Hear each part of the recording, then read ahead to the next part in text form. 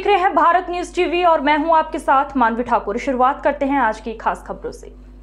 भोपाल में डॉक्टर नरोत्तम मिश्रा गृह मंत्री का बयान सामने आया है। मिश्रा ने कोरोना को लेकर कहा कि पिछले 24 घंटे में 12 पॉजिटिव केस आए हैं, 8 स्वस्थ हैं और 128 केस एक्टिव हैं।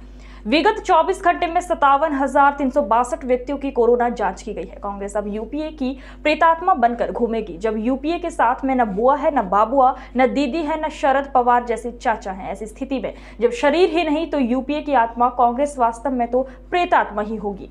उन्होंने कहा कि स्थानांतरण एक सतत चलने वाली प्रक्रिया है। ऐसे ही कारण से किसी का भी ट्रांसफर नहीं किया गया, जैसी आशंका व्यक्त की गई है।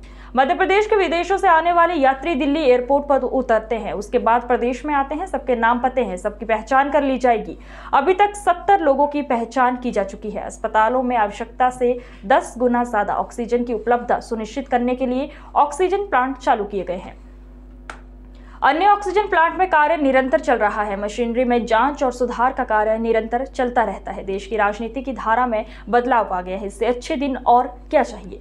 जब राहुल गांधी कश्मीर में जाकर कश्मीरी पंडित बन रहे हैं, ममता बनर्जी भगवान सिद्धि विनायक की पूजा कर रही हैं, अरविंद केजरीवाल राम जन्मभूमि की यात्रा करवा रहे हैं, कमलनाथ हनुमान चालीसा का पाठ पढ़ रहे हैं, ममता बनर्जी ने राष्ट्रगान का ही नहीं अपमान किया है, उन्होंने देश का भी अपमान किया है, पश्चिम बंगाल का भी अपमान किया है और रविंद्रनाथ टैगोर का भी अपमान किया है। प्रकारांतर में विपक्ष के लोग टुकड़े टुकड़े गैंग के लोग हैं, जो महान भारत को बदनाम भारत कहने और बताने में चूकते नहीं हैं।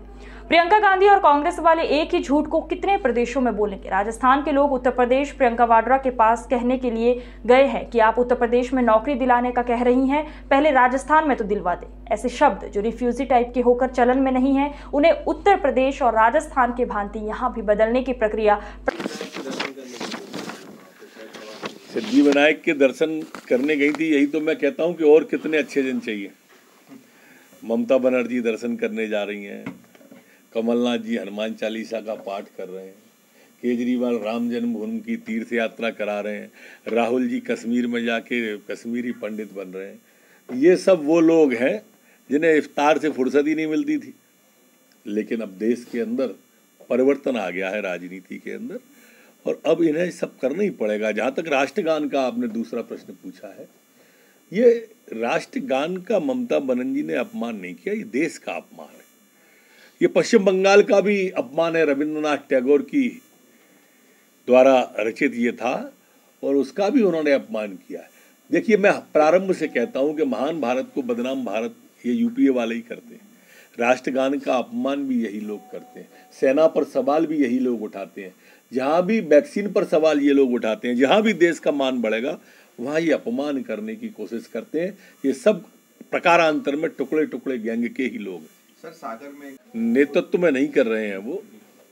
प्रियंका वाड्रा जो उत्तर प्रदेश में नौकरी देने का वादा कर रही है, तो राजस्थान के लोग हैं जो वहां पहुंच गए, कह रहे हैं कि यहाँ तो दिलवा दो। बड़ा दुखद है वो जिस तरह का झूठ वो बोलते हैं। और एक हमारी बिटिया ने तो वहां सुनने में आया कि सुसाइड भी कर ली है। अब वाड्रा जी को सोचना चाहिए कि आखिर एक ही झूठ को लगातार कितने प्रदेशों में बोलेंगे।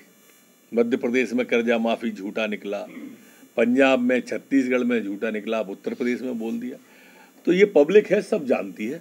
ममता बनर्जी ने लोग थे वो गायब हुए, ऐसी अखबारों में से खबरें हैं। मैं समझता हूं कि ये भी कुछ न कुछ भ्रम पैदा हुआ है किसी को।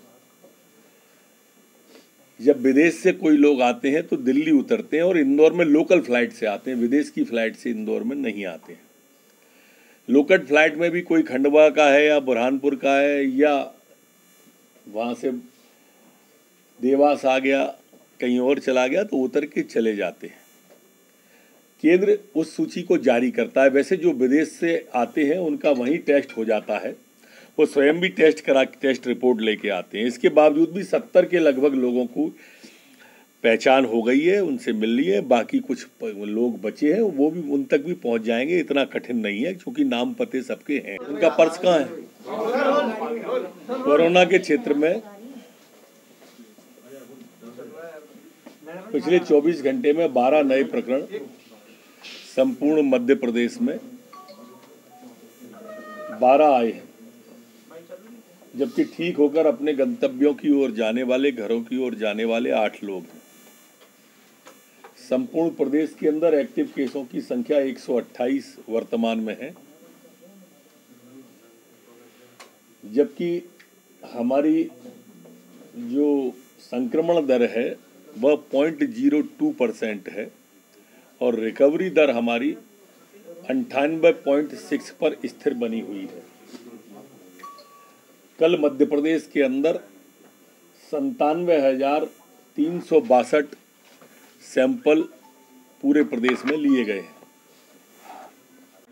न बुआ साथ है, न बबुआ साथ है, न दीदी साथ हैं, न शरद पवार जी चाचा साथ हैं हमारे।